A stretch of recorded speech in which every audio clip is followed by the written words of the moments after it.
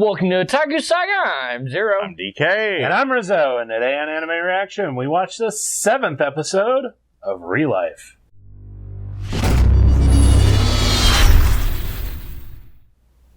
If you want to check out our reaction to the 7th episode of ReLIFE, hit that link in the description below. And be sure to give us feedback in the comment section because we love hearing from you. And as always, if you like what you see, subscribe to Otaku Saga. Don't forget to like and share our videos. And thanks for watching. So, filler alert! Filler alert! I don't think so. Well, I think that's personal opinion. Yeah. I don't think that it was filler because it did actually, it did give us a lot of story details. Mostly backstory, didn't advance the main storyline. That's why I'm calling it filler. It's interesting. I think it gives a little bit of insight of what might actually come out of this. Because, Yoake? He almost had a heart attack when Arata asked for a medicine to go back to... So the beginning of the episode, which was in present time, showed Yoake writing a report. And then he kind of thinks back to what was happening, I guess, later last year, as far as what was happening with subject number 1. And also scouting out Arata for the ReLIFE program. Yeah, to be subject number 2. Yeah, so it shows that Yoake's superiors had reprimanded him for being too close to the subject. And then later it shows them turn around and reprimand him for not giving the subject enough support and failing the subject because the subject failed the ReLIFE experiment. One thing of interest that I want to point out is how much they went out of their way to avoid showing. I was just about to say that. They went to immense distances to hide that fact. It pretty much confirms that it is somebody that we've met. Probably, yeah, most likely. But I mean, answering the door, they had Yoake, bowing in front of said person across a table. Yeah, he was apologizing in the Dogaza position. And it literally went as far out of its way to avoid showing the person. There were no clues as to who subject was. If it is. wasn't somebody that we've met, then I think they would probably show kind of like a no-face coon type character. Yeah, they didn't show anything. It's just like, a dude maybe in a school uniform and you just don't see his face. Yeah, but you don't see the subject's body at all. You don't even see any clues as to what kind of person they even are. You just see like a very almost empty-looking apartment, and then Rio just bowing, and saying he fucked up royally. I kind of want to go back to that scene just to see if there's any tiny little detail in that apartment that I can fish out, because everything just looks so ordinary and normal. Yeah. It's nothing you can I wonder if there's just this one thing. That teacup, maybe. The teacup pissed me off so much. Because you expect someone, whenever you see the teacup, you expect like a nice... you expect it to be picked up. Right. And so you're expecting somebody to grab it and drink it and, say something. Yeah. But it was... Yeah. It just sat there. Oh, never mind. That was for Rio then, if it's on that side. Hang on. Yeah, that's Rio's cup. Yeah. We're looking over, but... Yeah, we just brought back up the part.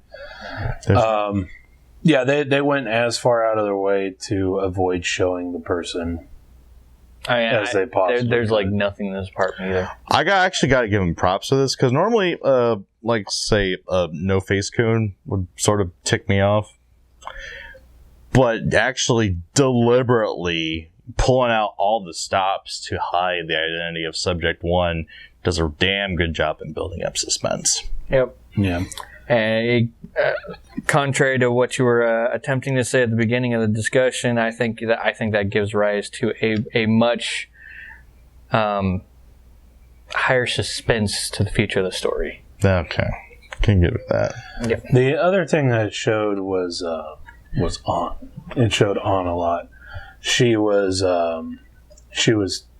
staking out, really. Stalking. That's part of their job description. Yep. I want to put out there that in this situation, I think she is stalking for the wrong reason. I think that she got overly attached to Arata, which is probably the reason why they ended up Switching. making her go back for training. Yeah. Yeah, I'm giving. Damn, I keep forgetting. Giving Rio the assignment instead of her. Yeah, I have a feeling that that's what it was, because she was very, very attached to Arata.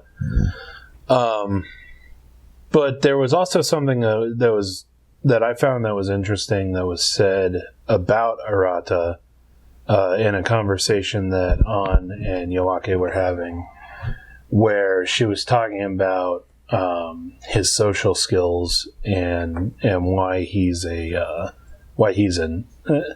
I really do hesitate to call him a NEET, because he's technically not. He was holding down part-time jobs. He just didn't have he didn't have the real job, but I would hesitate to call that a NEET, because then it would not be a NEET. If you're talking about that, then technically we are NEETs, because the security is not a real job. Oh no, we're quite employed. We're very employed. Yeah, I hold 4 jobs right now. We're technically overemployed. We're just underpaid. Yeah. But she's talking about losing somebody who's important to you, and how he lost confidence with his social skills after. I think that Yoake said that. Was it? No, I'm pretty sure that was On who said that. But that is very interesting, and I have a feeling that we're going to go into what happened a year ago. I think it was a year ago from where the story's at, right, as far as Arata goes. Like, why he ended up quitting his job in 3 months. And that loss of person could literally be a relationship. Because that happens a lot. A bad relationship, and people shut down. People. I have a feeling that has something to do with his work, though. Yeah. So, but I know that they've alluded to the fact that there was he was training with a woman, and that person might just have committed suicide. That's my theory. Damn. That's a little dark, but that kind of deal could have happened. But at the same time, it could have been a little less dark, and it could have been just a very traumatic, friendly relationship that went sour. And it just led to a badly. big falling out. Yeah.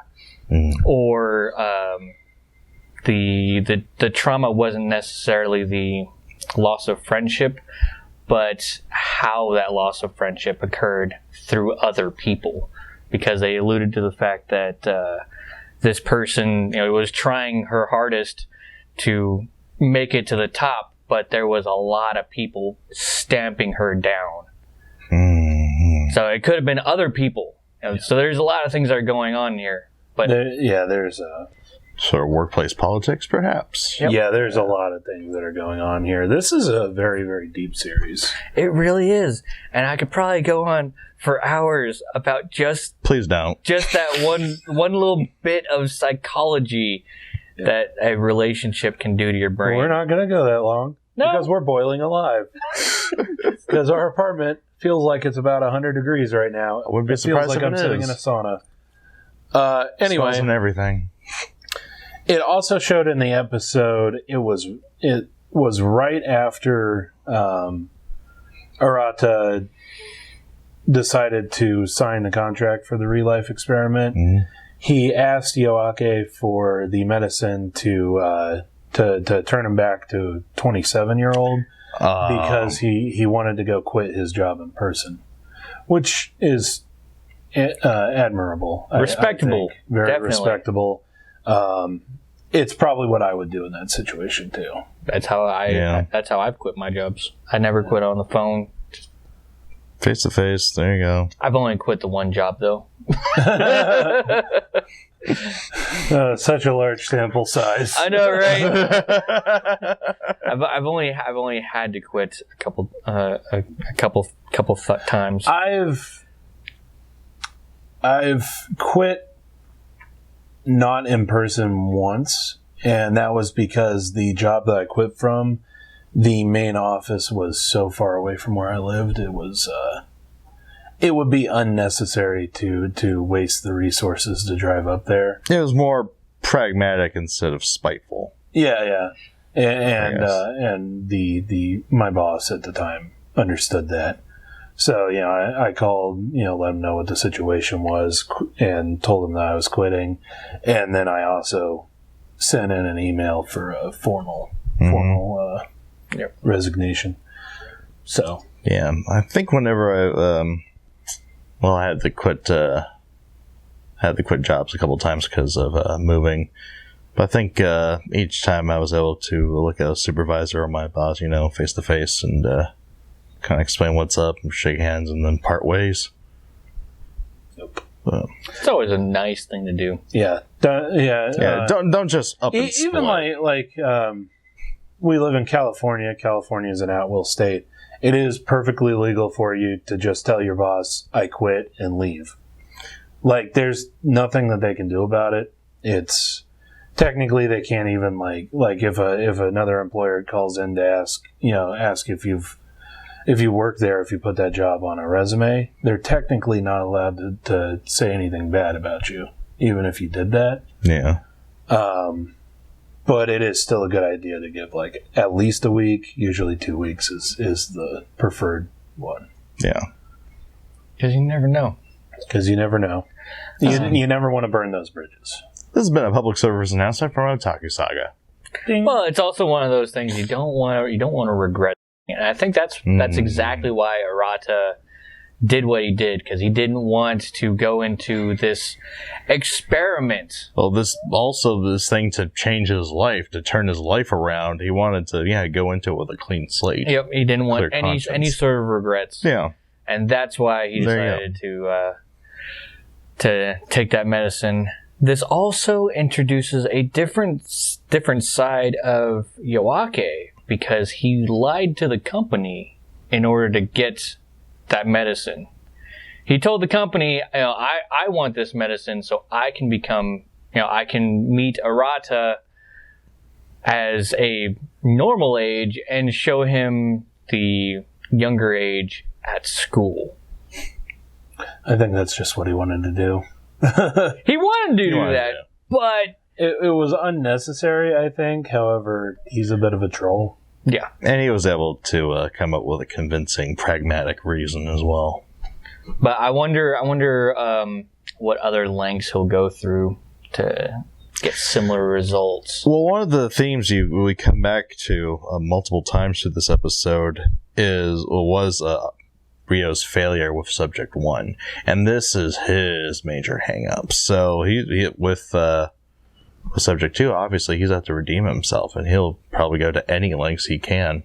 And maybe ones he technically can't. Oh, and on the getting the medicine thing, the doctor in charge of like giving out the prescriptions or whatever, giving out the medicine, actually said, you've been here a lot. Is there something going on? I think that might have something to do with the first subject. Yeah, perhaps. Maybe. That guy was part of I think they called it the technology division or something like that. Basically, Yoake and On are part of the support division, and then there's other divisions within the ReLIFE company. Yep. I think that's about it. Next episode, we're going to get back to the school part of the story. And it looks like an episode regarding volleyball chick, her main rival. Yeah, so it's going to be involving Kairyu. And, oh god, what's her name? I know. The volleyball friend, actually. More friend than rival. But, yeah. So, anyway, let us know what you thought of the anime, what you thought of our reaction in the comment section below. Yep, thumbs up if you like it, thumbs down if you don't. But that's going to do it for this episode of Anime Reaction. As always, I'm DK. I'm Zero. And I'm Rizzo. See you next time.